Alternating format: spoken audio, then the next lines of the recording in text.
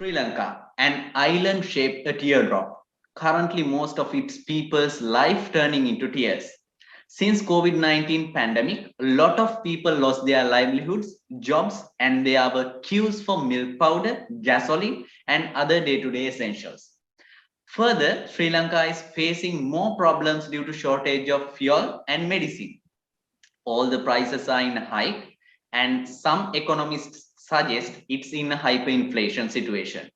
In the other side, people are demanding a system change. As I believe, these are only symptoms, and most of the general public doesn't have any idea what happened, what is going on, and what will happen in the future. To discuss all these things, we invited Mr. Shamin Piris, and he's the CEO, Intimate Cluster, Hella Clothing. Hi, sir. How are you? Hi, Javed. How are you? All good from my So, side? so we welcome you to our discussion. We will quickly turn into our questions directly. So, as the first question, I would like to present you. Uh, what is your view on current economic situation, and what would be the cause for all these issues? Yeah, the economy is a result of many things. What I believe is, first of all, I think the countries what is most needed is the administrative stability, which is the political stability. Uh, Once that political stability is established, a country can drive the policies in a way that it can derive economic outcomes.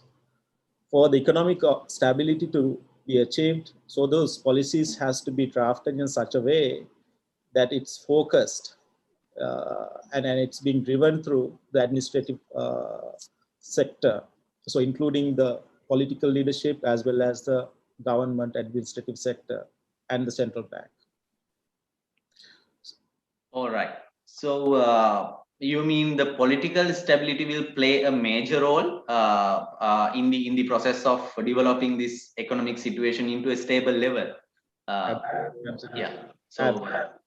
So it's partly the internal policies as well as the macro economic policies which we are engaging with a lot of international bodies like IMF and many other.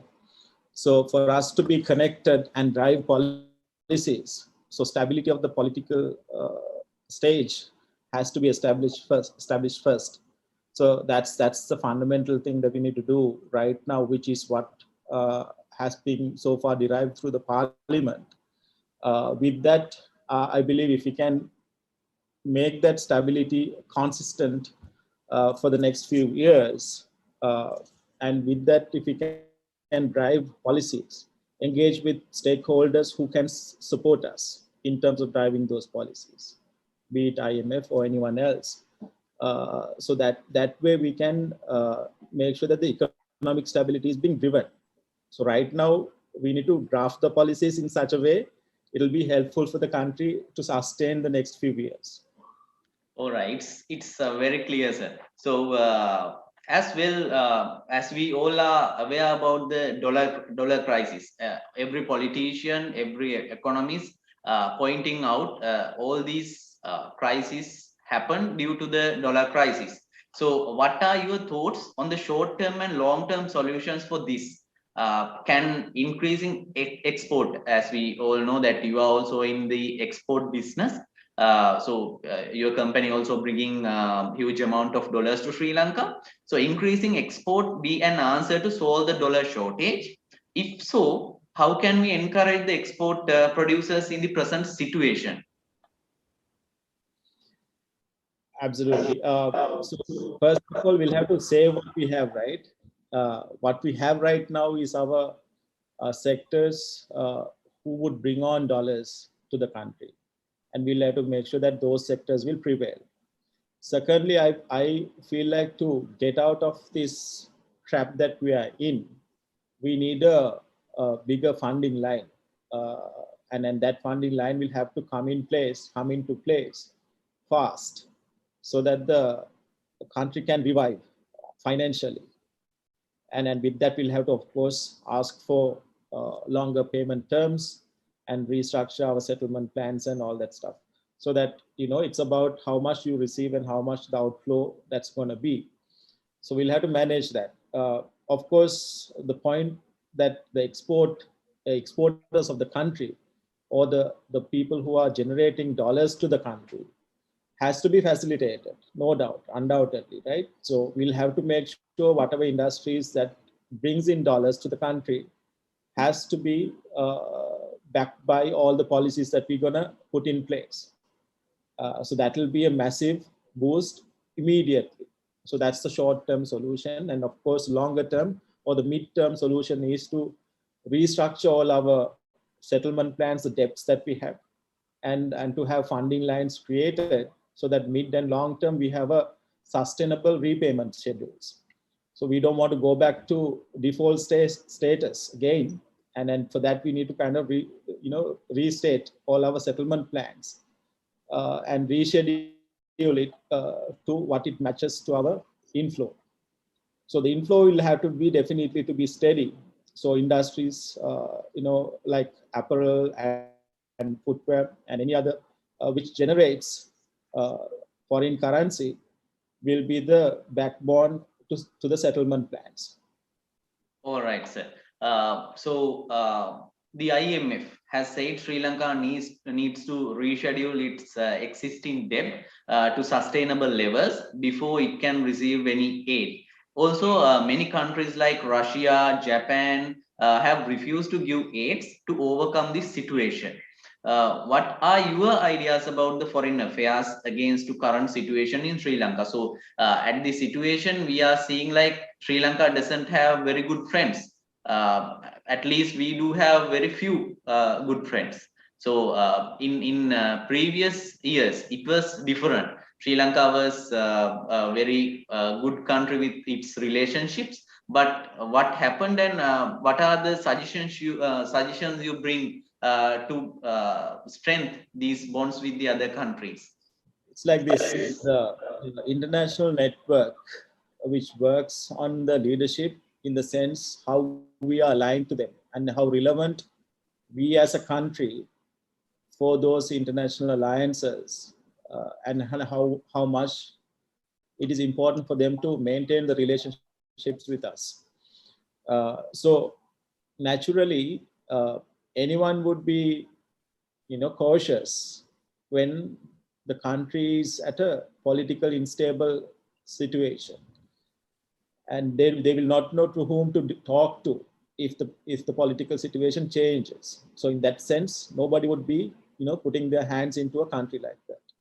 So first of all, that's I said, once the political stability is established, then there is a person or a party to deal with, uh, so that gives them connectivity and a point-to-point person or a organization to deal with as a country.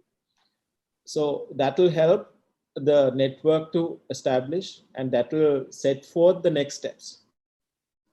So definitely once that conversations will take through, what I feel is, with all of this, like the assistance that we need, we will have to work on our national interest, because we are at a very low end of the bargaining power in any of those conversations. There can be policies which is detrimental to the country's national interests. So we will have to carefully select and carefully take us through this period in terms of adhering to policies, and how we're going to set forth ourselves for the next few years. So I think this is a critical period to the country as a whole and for the future for our country. And those policies will also define and the shape of our economy and shape of our society as well. So in that view, I would say a leadership who can drive those with the national interest in mind, not any petty politics or party politics that we are talking of. That will be the most idealistic state that we could ask for at this moment. Yeah. So, do you see a light in the end of the tunnel? We have to wait and see, right? Yeah. But no, So, out of jokes, out of jokes. Uh, one way or the other, having a proper administrative structure in place is compulsory. We can't have a country without a leadership. So that's number one. So whether we find all the solutions or not, we are yet to see with the policies. But we will have to wait and see whether it gives a solution. definitely. So, yes. With your ideas, I understand that we are in a critical situation. But if we go to the very near history, Bangladesh was lower than us. So while regional peers like Bangladesh, their foreign reserves went up, and even they are lending money to Sri Lanka. But Sri Lanka, a far better country than Bangladesh. It was. Now we are lending from Bangladesh. So in comparison these two countries, what are the differences you see? Why? What happened? What Bangladesh did to get that success, as you see? That's the point, right? So Bangladesh's apparel industry is almost 10 times of Sri Lanka's. So how could they go into that stage is by consistent application of policies and making sure those industries will survive. So it was not an easy stage during the last few years, right? We had in 2020 COVID pandemic, which struck the entire world. Economically, every country was stretched. But it's easy to say it was difficult because of COVID, but it's much more difficult to do better in a circumstances like that. But there are countries like Bangladesh who did better even during COVID and so on. And now that we are almost out of COVID, and what we see is recessions have come up across the entire world. So every day it's going to be a different challenge. So how best are you prepared for those? How best are you going to navigate those is what will define whether you are successful or not. All right. My last question. What are your views and solutions to tackle Sri Lankan unsustainable debt and balance of payment challenge? You explained we have to increase our dollars and change our patterns, the livelihoods. Those kind of things. If you explain it further, how do you see how can we solve this unsustainable debt and the balance of payment challenge? So it's about how much are we generating and how much are we capable of settling, right? Uh, so as a country, for us to get to that stage, first of all we'll have to, now that we have kind of somewhat got a political direction, now that we need to stabilize on economy. So as I said earlier, uh, we need to go into details of political, rather the economical uh, strategies or policies that we're going to put into play, and whom do we need to have with us to fast track those outcomes to be achieved. So sooner we get to those economic targets, faster that we will recover and faster that we will have the balance of payment settled. So naturally we will have to look at more industries being brought into the country, so that our uh, gross national production is increased. Then of course the fiscal policies has to be in place, that will have a stronger view and a stronger economy for the future. And those can't be changed then and there. It can't be when there's a election or anything of that sort. Those shouldn't be changed, which has a national impact. So those, at least that we need to drive those for a few more years, so that we could get to the level that we want it to be. So in my view, consistency on policies, and driving those effectively, will get us to a better footing, will get us that required level of performance of the country, which will enable us to clear out the balance of payment and the debts that we need to settle. So we need to start the engine again, Charun. So we have to start it. Engine was dead, so we have to restart it again, and so that the economic engine will work. Okay, so as a nation, we are looking forward to start that engine and fuel it better than it was. With all your thoughts, with your all explanations, I understood it as a teamwork. So as a team, as a nation, one way or other, we have to be successful. We have to achieve ourselves, and we have to overcome all these challenges. We believe that we do have that strength as a nation. Hi everyone, I'm Ravinda here, and as we are all aware, we Sri Lankans are going through a tough time, mainly because of the dollar crisis, unusual price hikes, frequent blackouts, unavailability of essential basic needs such as medicine, gas, and fuel. So to discuss about all these issues and about the economic policy restructuring, like strategies to overcome these issues in short term and long term, we have invited Mr. Deepal Batuduwarachi, a senior consultant at Open University, to be our guest on the discussion. So to start our conversation, sir, we would like to know what is your view on current economic situation of Sri Lanka, and what would be the cause for all of these issues per your perspective? Right. Thank you very much for giving this opportunity to express my views on the current economic situation.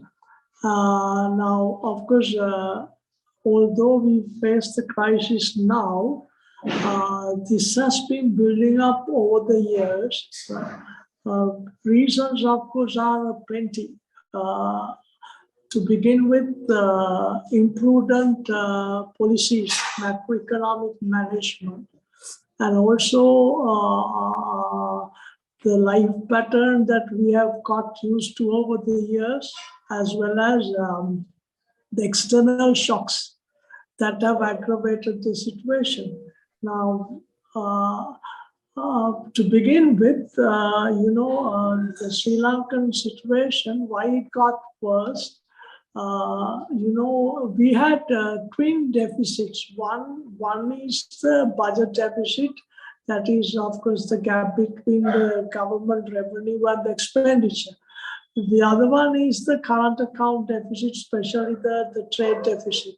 So these have been aggravating over the years, right? Because the Sri Lankan successive governments have focused on sort of deriving the economic. If you say that it is consumption-driven economic growth that we have been trying to achieve, that means we have tried to sort of expand the aggregate consumption expenditure. So when we have that approach, what happens is that our expenditure goes up, and that of course would lead to absorption of the imports. Demand for imports would go up. Now, to demand imports, we got to generate dollars, and we have not looked at really sort of expanding our ways of generating dollars. So that has been another problem that we have had.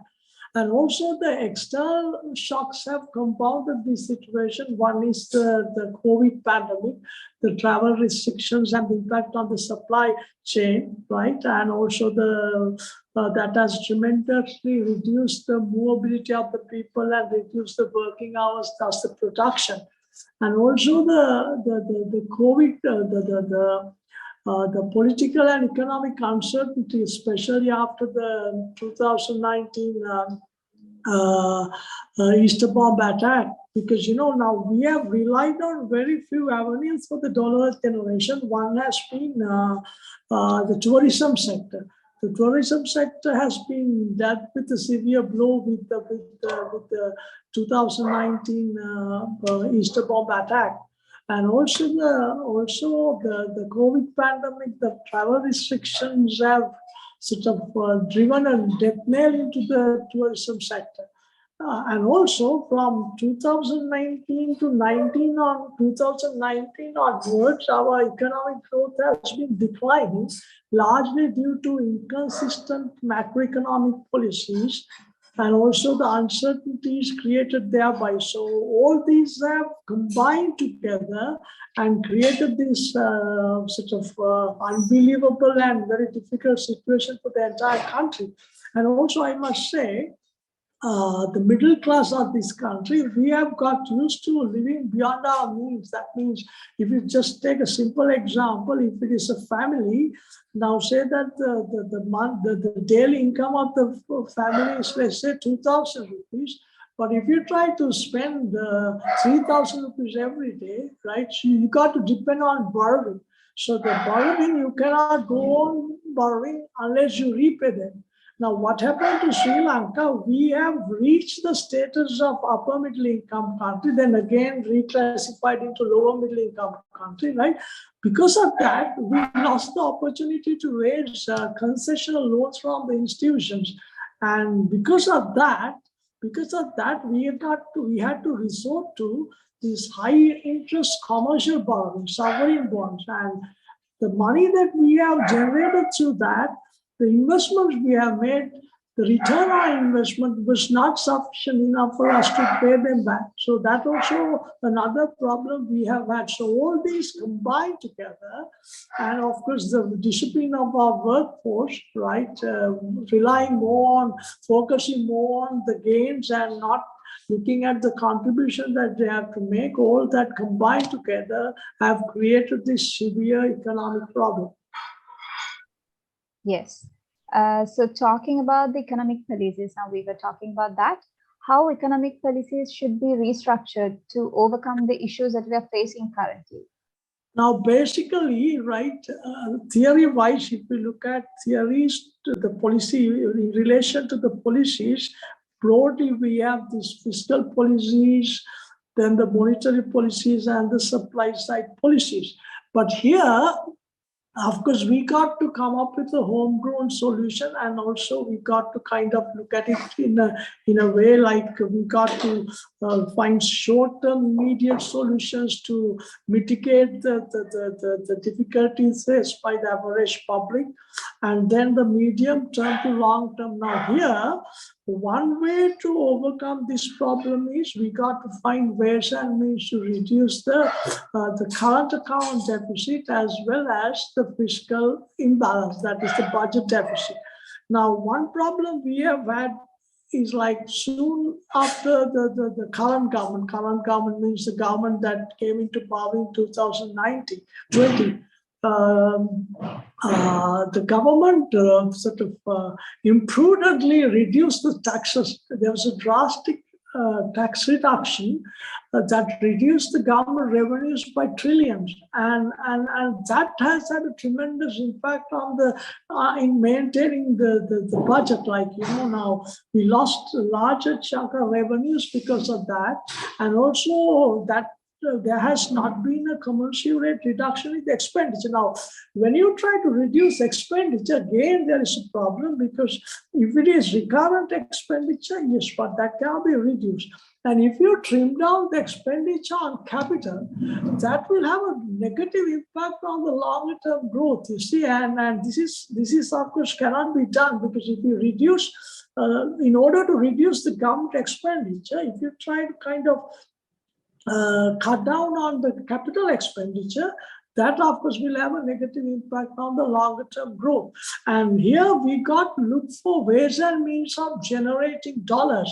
And there, of course, the problem is we have relied on limited avenues to earn dollars. One is the tourism, and the other one is the remittances from the migrant workers.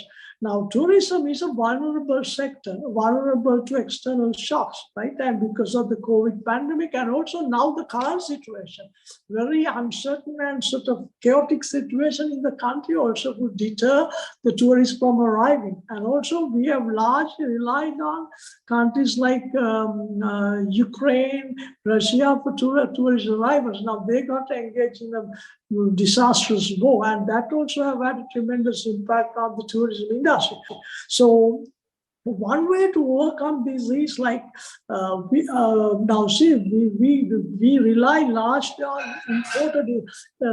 imported essentials. So one way that we could come out of this is like we got to sort of try to produce these locally and try to reduce the cost of importation. And there, of course, it cannot be done in a shorter time period, but we got to at least try and start it by now. And also we got to diversify our export base. We got to come up with innovative products. We got to expand our export markets, diversification of the exports, and also tourism industry also we got to expand it in a systematic manner. And also there, of course, we got to look at the value addition of market tourism, but that cannot be done with this chaotic situation in the country and the upheavals. Now, for example, you see now, had we managed to have the Asian cricket tournament, Asian limited over cricket tournament in Sri Lanka, we could have earned dollars. Because of these, uncertainties and the instability and the political upheavals in the country, they have decided to have it in Dubai, and that, of course, we lost an opportunity of generating dollars, and also that would have created negative image, created a negative image in the other countries as well. And also we got to sort of really try and hard to generate more and more dollars. At the same time, we got to reduce the dollar expenditure on imports. And also the other areas we got to look at is like we got to make our workforce engage in sort of true work. Like here, what we mostly see, especially our public sector, they are not really sort of contributing that would commensurate with their earnings. So, of course, the unending strikes and work stoppages and even the working time, they're not contributing. So there should be a way to increase their productivity, enhance their productivity. Diversification of exports. Of course, policy-wise, we got to, for the time being, of course, this is what the central bank has introduced now, tighter monetary policy, because the reason is at present we are facing a sort of a hyperinflationary type situation. Food inflation is more than 50%, right? Of course, there are reasons for that, and also we got to sort of find ways and means to reduce our fuel cost.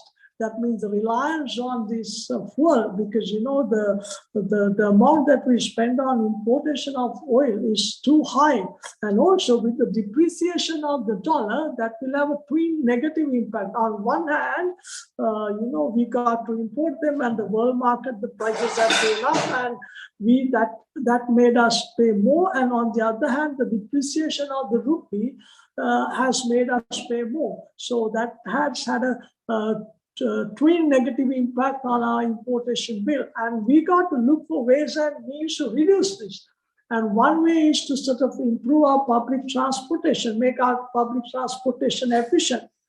And also we got to go for renewable energy, green energies. and electric usage of electric vehicles, the conducive atmosphere environment should be developed to sort of develop so that our people could sort of expand the renewable energy sector. But unfortunately, there are two. The public sector, of course, too well known that they're talking about this mafia operating and undermining these efforts.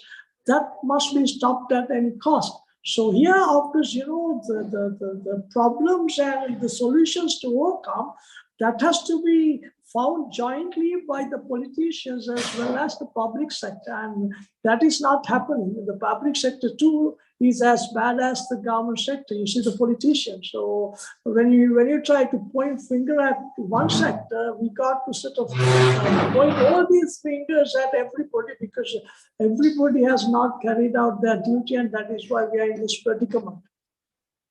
Yes.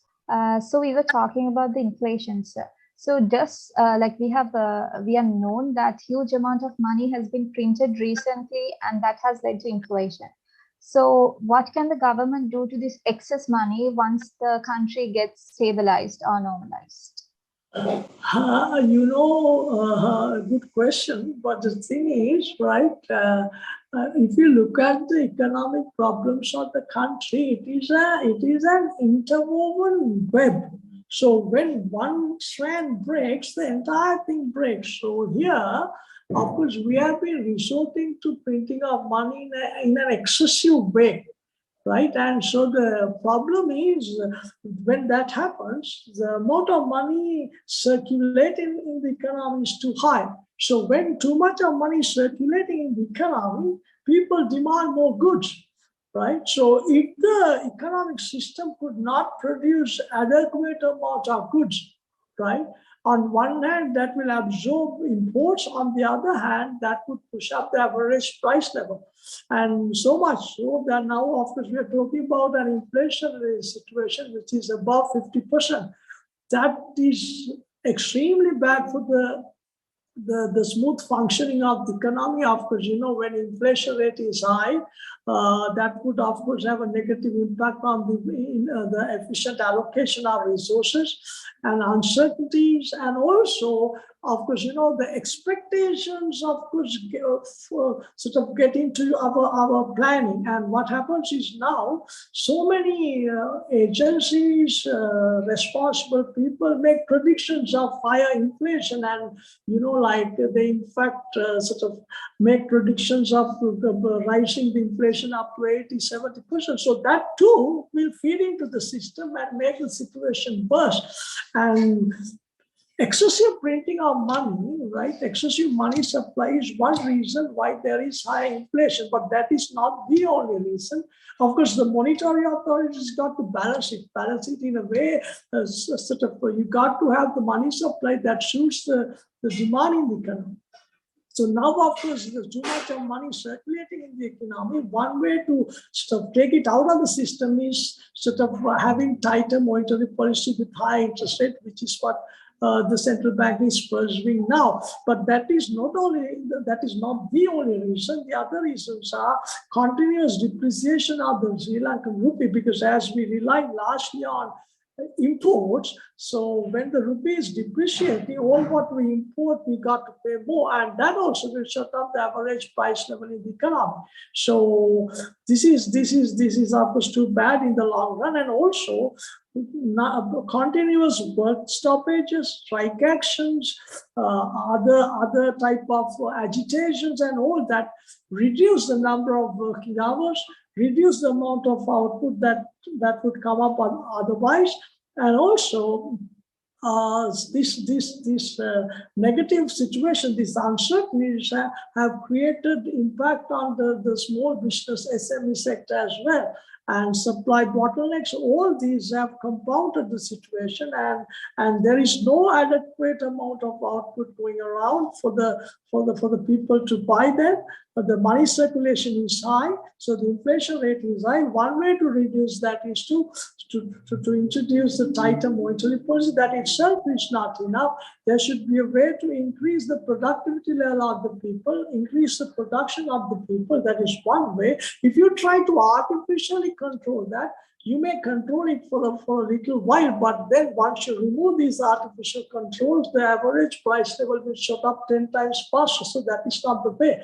So, and also, the best way out is to increase the local production while pursuing with the tighter monetary policy, so that the excessive money that is circulating in the economy can be taken out. So prudent economic management is what is necessary at this time, but there is no quick fixes, and the value of the money declines, and the confidence the people have in using money declines. So all that would sort of aggravate the situation. All right. All right. So now moving on to your field, which is education. So as we all know, schools and universities are once again opening in limited capacity. It has been there since COVID-19, but now again due to fuel crisis, it has been like unlimited capacity.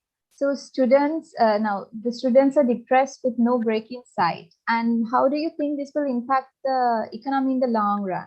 And what are your suggestions to overcome this issue? Yes, this is a very pathetic and sort of serious situation.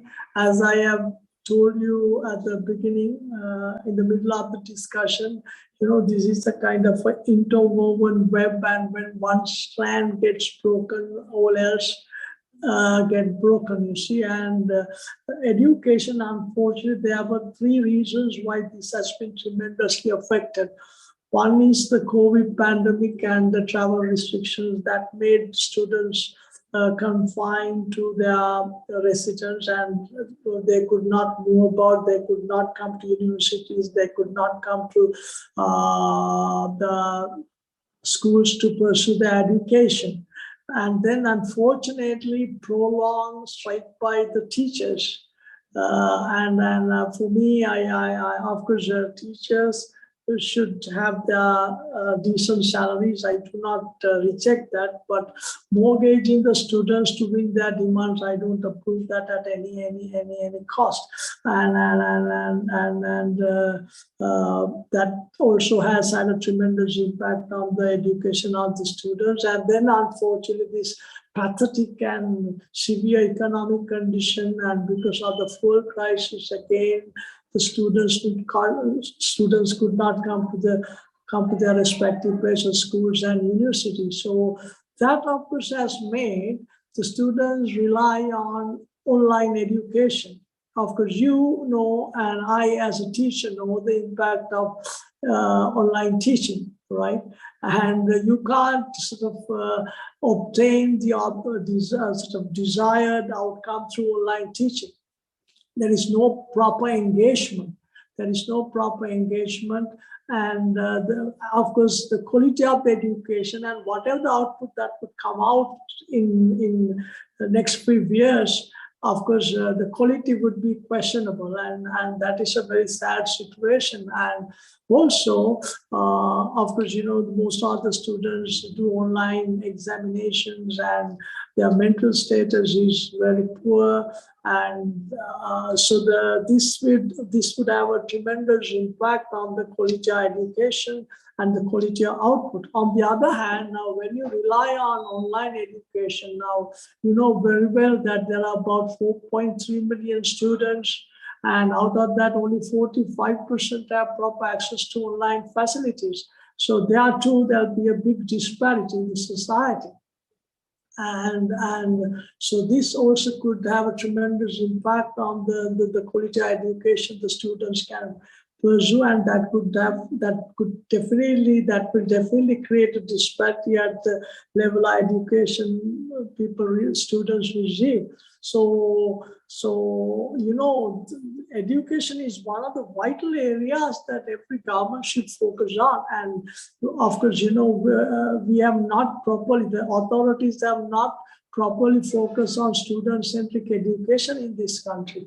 And I think as a percentage of GDP, around just about 2% that we have spent on education. So, of course, we are talking about higher percentages, but that has not been materialized. So, and also now, you see now there is another tremendous problem we have is the state universities, there are limited capacities, and the state cannot fund, in a way that larger segment of the students can have tertiary education at state universities. And of course, I'm not saying you should blindly allow the private sector education to come up, but that also should be there, and there should be a healthy competition in between the government and the private sector education. And see now, Sri Lanka is one of the countries where we do not have a private medical college. And if you take Nepal, if you take Bangladesh, all these countries have private medical colleges. And here, I think under strict regulations, we should have private sector education, not only for our students to pursue education, and also to attract foreign students and thereby generate dollars. And see now, I know for a fact, now most of our students, when they cannot enter into the state universities, they try to sort of enroll in universities in other countries, spending dollars. Now they're facing a problem, right? They could not find dollars, so some of them have to cut back their education and come back. And some, of course, those who pursue foreign degrees degrees locally, still they have to spend in dollars, and they too find difficult to make these payments. So that their education has been disrupted as well. So actually, the education, if you properly manage, on one hand, we could generate dollars through that by attracting foreign students. So here, of course, because of these short-sighted policies of both the authorities as well as other trade unions and other political segments, we could not really see a progressive education system in this country. And the other sad situation is, now you very well know, you even in the university system, you may have heard, most of the students have lost hope. Right? They are the drivers of the economic engine of this country in the future. Now they lost hope, and most of them try to leave the country and settle down in other countries for their education and to have a better life, seeking greener pastures. So that also would create a tremendous brain drain. And brain drain and capital drain, these two areas are major areas that would not allow the developing countries to come out from this developing status and to reach developed status. So now, of course, because of the prevailing condition, because of these uncertainties, because of this bleak, as the students feel that they're facing a bleak future, majority of them, given the chance, would leave the country. So that would create a sort of a brain drain, and so brain drain and the poor quality of education, all that would be the result of this pathetic situation. So it's up to the authorities to find quick solutions, not this patchwork. Long-term solution, there, of course, they could have built up sort of a healthy discussion with the education authorities, and also these the unions of the universities and the teachers union must make a genuine effort, forgetting their own interests, putting the country before self, and kind of try to come up with a kind of constructive set of proposals where education, the quality of education and the life of our students can be improved, and thereby reap better benefits in the long run. So we know that Sri Lanka is an agricultural country. It's blessed with fertile tropical land, a perfect climate, and adequate water throughout the year, and it is very farmer friendly, as we all know. So yet we have issues such as effectiveness, productivity, and lack of proper management that has hindered the food production in the country. It could be due to the black, but in most cases, production is insufficient even for the consumption of the population. So what are your views on the present status of the food security in Sri Lanka? Very good question. Very good question. And, food security is as important as national security. And Sri Lanka, unfortunately, what has happened over the years has been we have ignored the agricultural sector. We have not paid proper attention to the agricultural sector, especially after the introduction of the open market policies in 1977. And we have relied largely on imports, right? Some other things we could have grown locally, yet we have resorted to importing them. And of course, we have subsistence farming, and subsistence farming would not help, and we got to go for commercial farming if we are to increase our production. Of course, one major policy blunder the current government made, current means the government that came into power in 1920, has been the introduction of organic fertilizer. And of course, that was a good move, but the way that the policy was introduced, of course, highly questionable, because you can't make a sudden U-turn when it comes to policies, right? And of course, why the government introduced that policy was because, we were spending large amount of money, foreign exchange, on importation of chemical fertilizer. So the reason was that is why they made a sudden 100% U-turn to convert this country, convert the agriculture of this country to organic farming. But that has had a disastrous impact on the agriculture.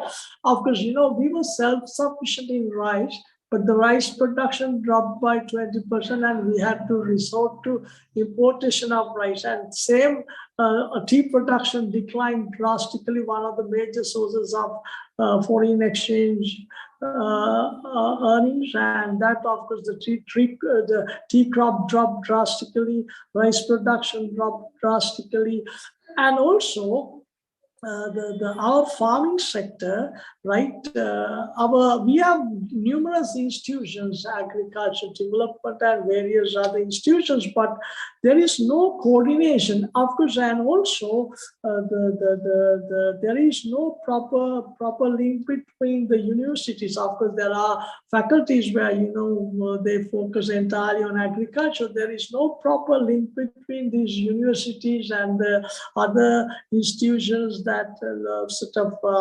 focus on the local agriculture. So the farming population also illiterate in the sense, proper technologies to be used, proper ways to increase the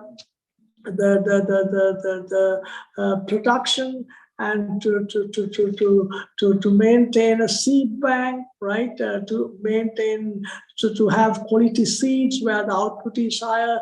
This kind of knowledge has not been imparted. They are lacking knowledge. And of course, the agricultural sector, one of the vital sectors in the country, has been very sadly ignored by successive governments, because since the advent of the look for easier ways of generating money, largely resorted to trade, and our service sector, non-tradable sector, is too large, 60% of GDP, and more than 50%, more than 40% of the labor force engaged in the service sector, non-tradable sector. And with the advent of COVID, most of the countries have realized the importance of agricultural sector and also the food security. And still, it is not too late for us to really create a framework where we could strengthen our agricultural sector. And also, in expanding the agricultural sector, it's not necessary for us to rely on these comprehensive models developed by other countries. You can go for these small practical steps, like, for example, say that authorities encourage home gardening concept. If you can get a reasonable percentage of our households to engage in home gardening, at least create certain food items, unknowingly we can increase the food production, at least for home consumption. So that way too, you can mitigate the negative impact of these higher food prices. And the other thing is the ignoring of this food processing sector. food processing sector, and we are not really, the authorities have not really educated the farmers, not helped SME sector to go into food processing, where you have a large export market. And also organic farming must not be ignored, because there is a huge international market for organically produced food. So that too should be enhanced. We must not done away with that. So here there should be a coherent policy, and the university has a part to play, and various other agricultural development institutions have a part to play. The farmers should be educated, they should be given proper training, they should be they should be made aware of the technologies available, there should be concessionary loan systems, right? Now, supporting the farmers would not mean that, you just throw handouts. Sri Lankan population is highly used to this, getting handouts from the government. And that is not the way. You should not give the people fish. You see, you got to give the people the fishing rod and train them to catch fish and live, right? Earn a decent living, right? Earn a living with dignity. We must not create a set of beggars. Now, what the Sri Lankan authorities and what the people of this country used to is kind of this. They have this begging mentality. They expect the government to do everything. For example, now you get free education. Once you complete the free education, you get a degree, and then you go and agitate asking the government to provide education. So they expect the government to provide education. So that kind of mentality should not be there. So as for the agricultural sector, that is a gold mine, and we could really expand the agricultural.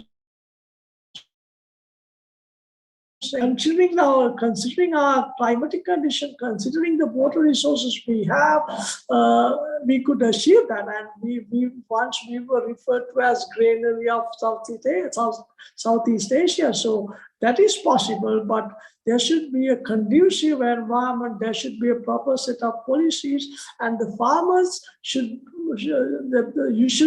got to get the farmers out from the subsistence agriculture and make them engage in commercial farming, and for that there should be a proper framework that got to be developed together by the authorities, higher education institutions, and the institutions created to enhance agriculture. So talking about the taxes, government still has not managed to reinstate the taxes and find some source of funding. So what do you think? Why do you think the government failed to do so? Say that again. You are talking about taxes. Taxes, and they are unable to find some source of funding. So why do you think the government failed to do so? There are various reasons, right? One is the pathetic situation that we have experienced over the last few months have generated negative signals all over the world. And of course, the economy has been badly hit, and the businesses, of course, the profitability and everything badly hit. So restructuring of the tax structure, you can't do it overnight. And also, when the income level of the people drops, that naturally would have a negative impact on the revenue generation through the taxation. And of course, raising loans, that too is not possible, because now, of course, after we have become a middle income country, low middle income country, we lost the opportunity of raising concessional loans from the international organizations. So we have gone for the sovereign bonds and the commercial borrowing, and there the interest rate is higher.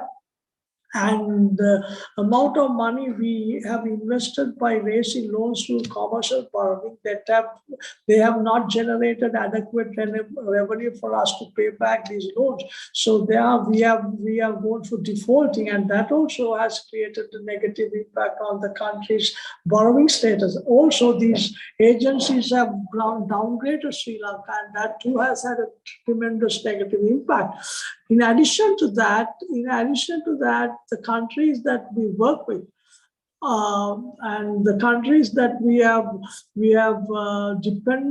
depended on for borrowing, they too are reluctant to provide us loans. One thing that we have defaulted, and the other thing is there is, of course, so much geopolitics involved in the Indian Ocean, and there are so much undercurrents. So many countries try to capitalize on the situation in this country, and still solution.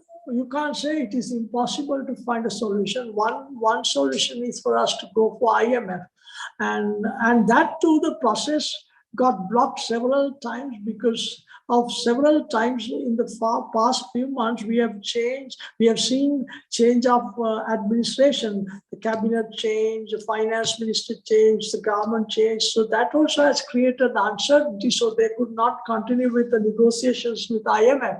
And now when you obtain sort of bailout package from IMF, there are strings attached. You see, they will set strict conditions that could have another negative impact, especially for the lower segment of the society. So there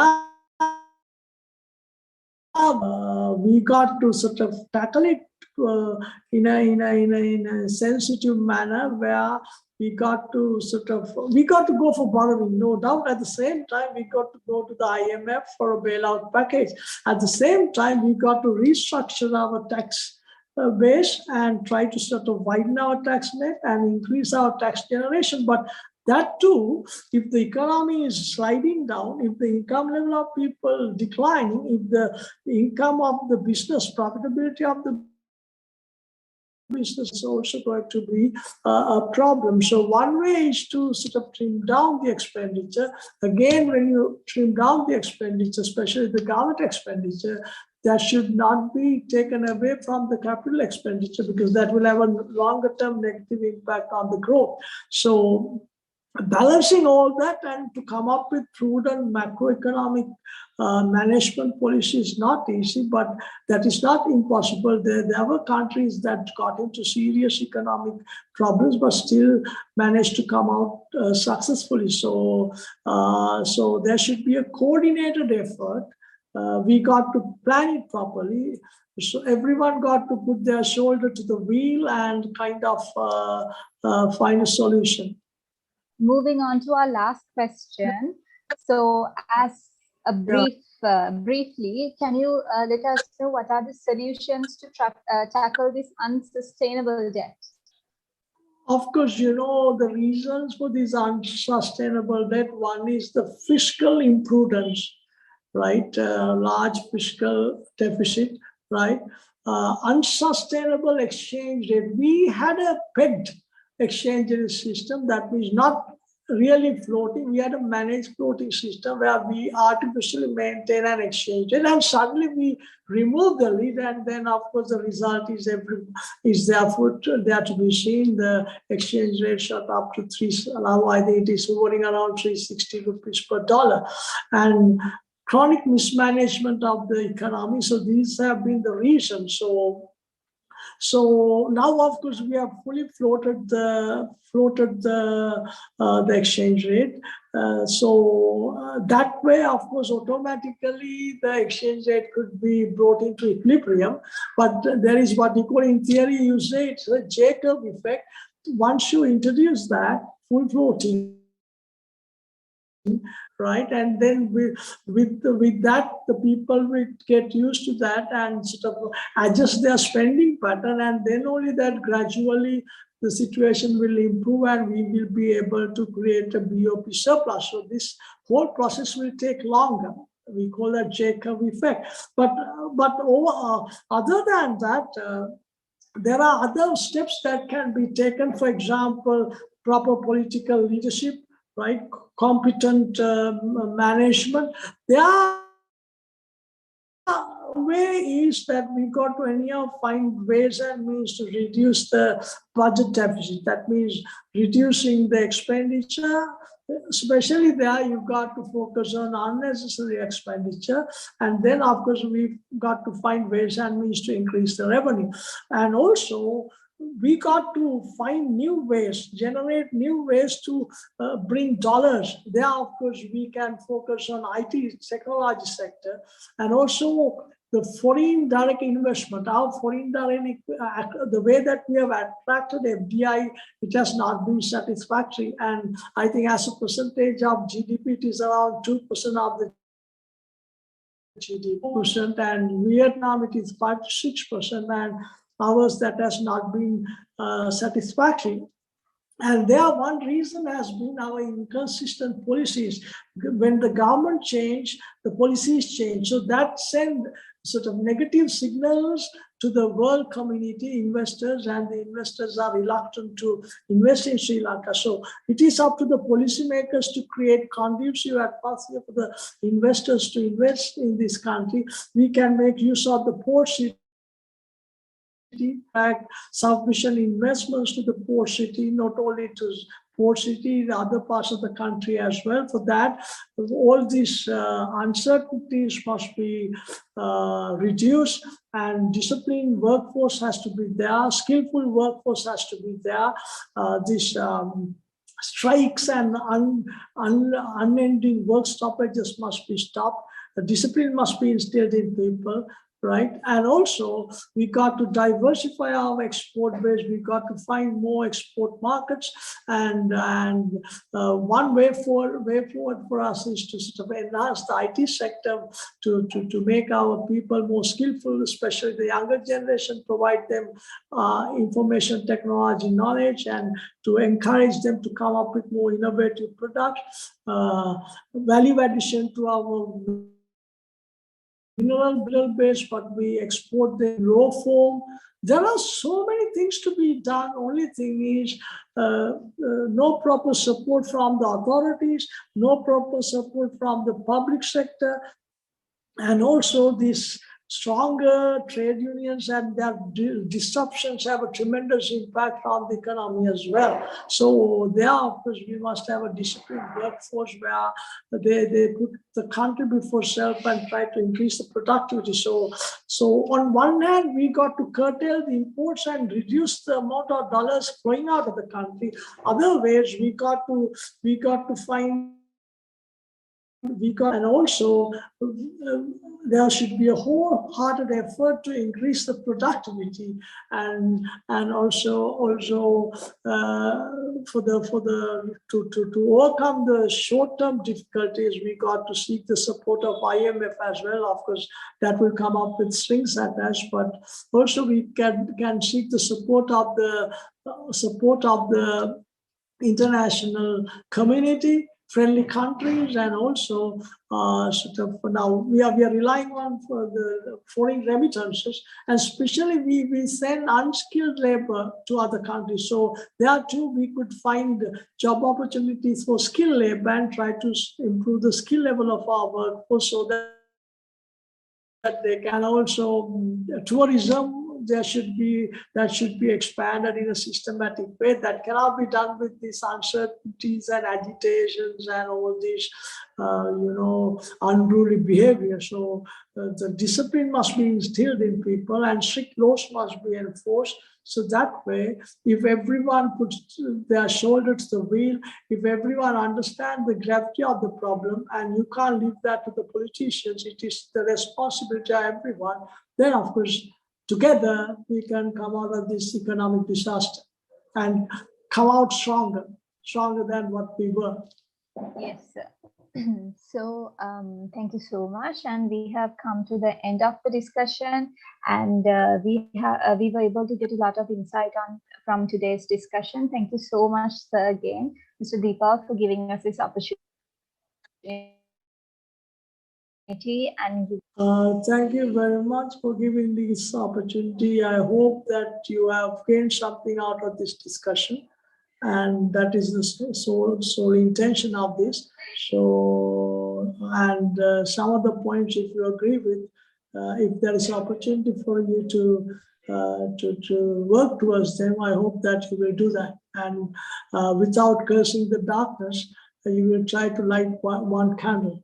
Without asking what the country can do for you, you will think what you can do for the country. Thank you very much, and good luck. Sir. Thank you.